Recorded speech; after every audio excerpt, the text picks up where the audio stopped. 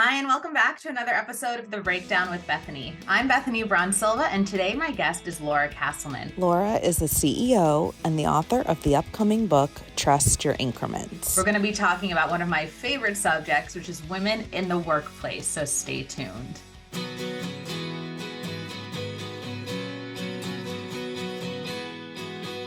So I want to jump right in because you really are one of these really inspiring women. We talk a lot about the pivot, right? I mean, so you came from this sort of dance background, you were Radio City Rockette, and now you're sort of leading the charge when it comes to wage equality, things like that. So give us a background about you and how you got started and now what's going on now.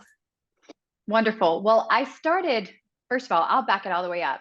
Okay. I grew up in a one stoplight town where I had 3 television channels.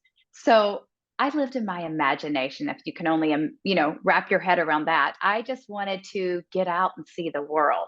But one of our 3 channels, I got to see the Macy's Thanksgiving Day Parade, and I saw the Rockettes and all their glam and the kick line. And I was like, I'm going to do that. So from 3 years old, when I declared I was going to be a Rockette, until after college, when I finally went to New York and auditioned, that was my life plan. I was going to be a Radio City Rockette. And I did. And it was wonderful. I got to fulfill my childhood dreams. People always say, oh, New York City can chew you up and spit you out. But I just say New York City made me grow up. It made me grow up. It made me see the world far differently than I ever saw it. I realized my childhood dreams. And then I transitioned into corporate America, where I retired from dancing, stepped into my first executive position, because I did dual resume the entire time, and then realized, wow, this is not exactly what I thought it would be. And so here I am now, sitting in a position, leading companies, and also saying, when you get to the place where you can change the rules, it is our responsibility to change the rules. I love that. So my book is coming out on Mother's Day, and it's part of that is sort of break the rules to, create a life that you love. So we're super aligned in that way. So tell me, actually, because I wasn't planning on asking this, but tell me about some of the rules you broke or changed to get to where you are now. Well, one of the things I did, and I did play by the rules a lot. I played by the rules because I felt at first, like, I don't have to do this. And then I got penalized. I was consistently penalized for not playing by the rules or for speaking up too often. I was becoming difficult to work with. And that happens to women a lot. So I said, let me play by the rules. I will beat you at your own game. And that is what I became like stoked to do. I will play by your rules and I will still win. And winning wasn't proving them wrong. Winning was accomplishing my own goals. So I had a mind shift of, this isn't about you, it's about me. And the moment I did that, and the moment I said, I get it, you've made it clear, I accept these rules, and I also know I am capable. Then I got to the place where now I'm like, change the rules, change the rules. I don't want other women fighting the same fight I fought, and I certainly don't want my daughter to do it when she has the choices in her life of what she wants to do or become. And so something that we've heard about, seen firsthand, probably maybe even experienced firsthand as women, as mothers in the workplace, was sort of the dramatic or traumatic, leaving of the workplace that women, had to do in the last 2 years. I want to know your thoughts about that and also where women are at now. I've heard a lot about a reemergence or, career shift. So I would love to know from your side of things what that looks like. I think prior to the pandemic, we were in this time where we were discussing, hey, women have all these other responsibilities than just our jobs. We take care of the majority of household, requirements. We take care of our older parents. We take care of our children, school requirements. There is a lot of additional requirements on our plate than what we see males generally go to work, come home, get to play with the kids, have more fun, more freedom. They're not the people saying, we've got to do this, we've got to do that, your homework must be done, dinner's got to be cooked. And it was hard, I think, for people to wrap their minds necessarily around it, because we're like, no, it's 2019, there's not this much inequality. And then the pandemic hit. And I think people realized, like, hey, we can't do this. I can't work at home unless someone is handling the kids. Someone's got to clean up. Someone's still got to cook dinner. And people really started to realize, right, that women are the ones doing it. And we had to see so many women leave the workforce in order to do it and homeschool their kids. So when we see this massive step back, we realize we were already over 200 years out from equal pay. And now we've stepped even further back, which is, oh, it's painful to look at now. I think we have to realize that there has been a mind shift in the younger generations of saying, we don't want to break through that glass ceiling anymore. This is ridiculous. We're just beating our heads. And I saw an article recently that said, we want to walk out the building. We want to leave the building completely. But I just had a conversation with someone who kind of enlightened me, gave me a new way to look at it and say, there is no glass ceiling. There is no building. We just are. What are we going to do? And I thought, what a great way to put it. We just are. What are we going to do with our lives, with our choices? And I know for me, my choices, I'm going to make sure that things are better when I'm done. I love that. And we're actually, we're filming this in January for everyone that's tuning in. And we're at the start of a new year, which is for a lot of people, that means new beginnings. How do you suggest women kind of approach a career, whether they were recently laid off and they're trying to get back in, or they're re-entering from COVID, or they're starting a new business? What do career women especially, need to know for 2023? I think the biggest thing is to not under or devalue what you bring to the table. I spoke to a friend recently who was beginning to search for a job again, and she was saying, all I did was homeschool 3 children. All I did was keep everyone organized. All I did. And I was like, that's a lot. Do you realize what you did? Now put it into business words, right? That you have great organizational skills. It's just about looking at it and not devaluing yourself. If you can put it into words that make sense for this business, who are you interviewing with? What are you looking for in a job? And then take your skill set, what you've done, and say, this is how it translates. All you have to do is hand the person that's interviewing exactly what you're offering them, exactly what they're looking for. They're not looking to not find the right person. They want the right person. Show them that's you.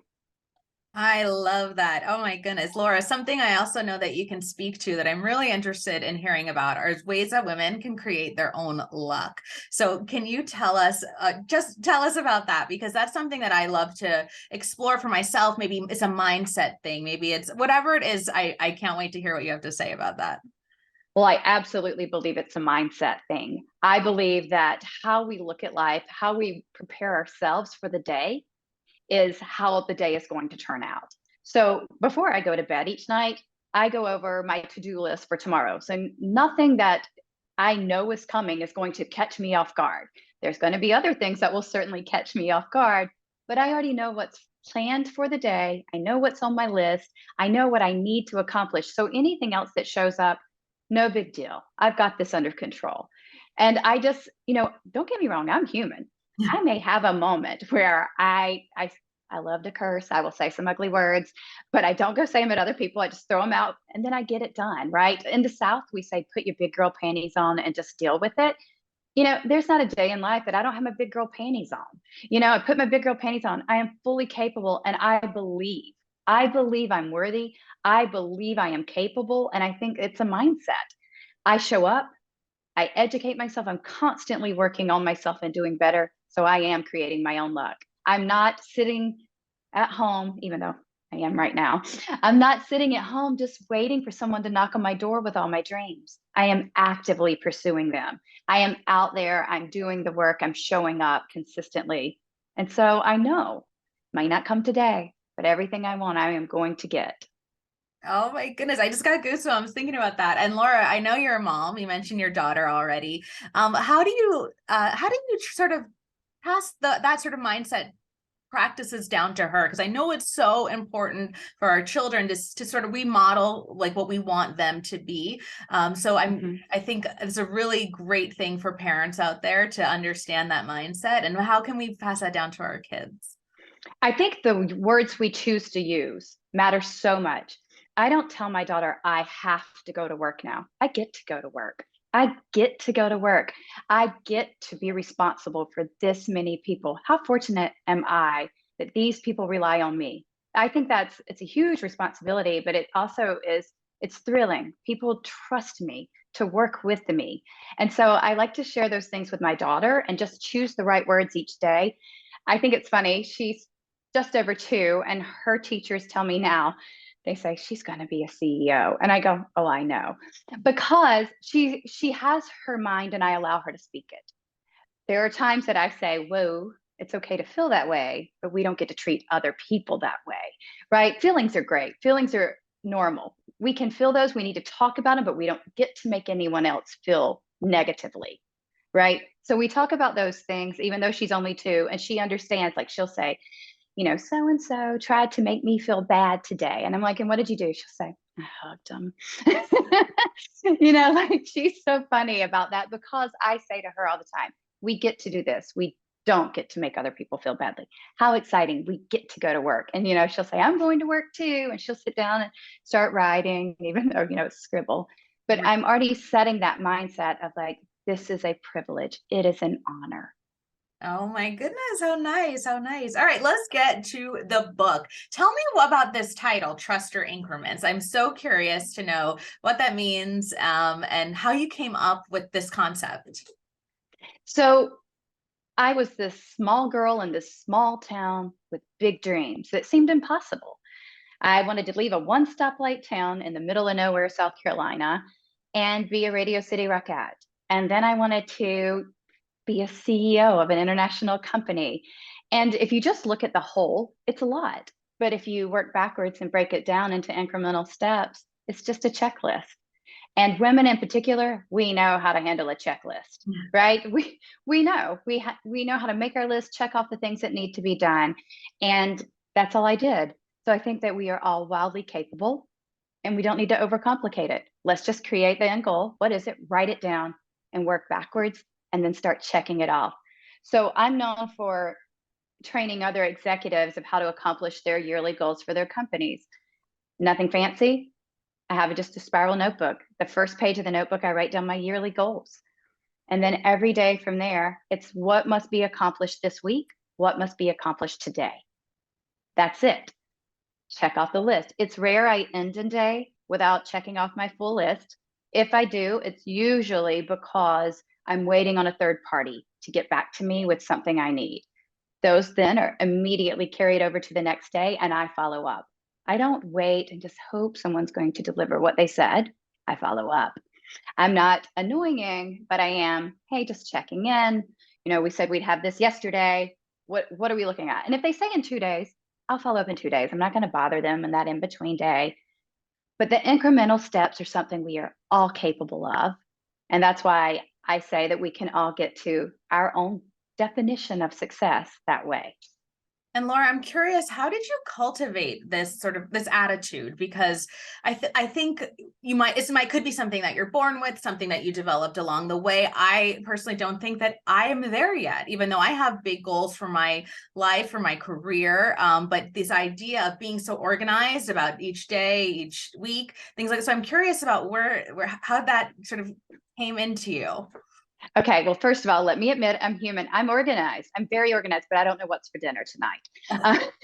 So, I think there are other women that are or people in general that are just far more organized in other areas in life than I am. But when it comes to my goals, my life, I've got this one shot at it, right? So to me, I wasn't going to ever allow myself to be the person who said, I wish I would have done that. I thought that's what I wanted to do when I was growing up. Like, it's great to reminisce for some people, but I didn't want to be sad about it. I didn't want to say, I missed that opportunity. The time is going to pass regardless, right? We hear this all the time. Like when it's about working out, people say we could talk about what we want to do, or we could actually work towards it because the time will pass anyway. And that's how it is with any goal. So for me, I was in this little teeny town. I graduated with 17 other people. That's how small it was.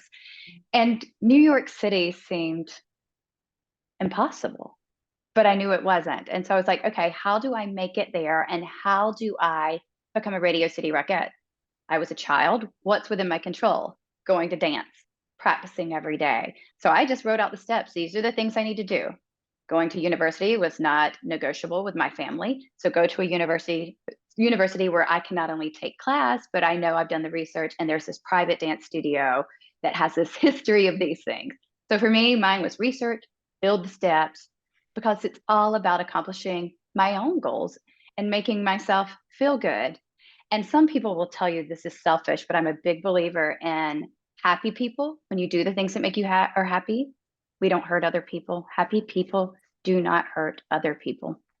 That is true. So true. I'm so curious. Okay, Laura, how does being a Radio City Rockette compare to being the CEO of an amazing company?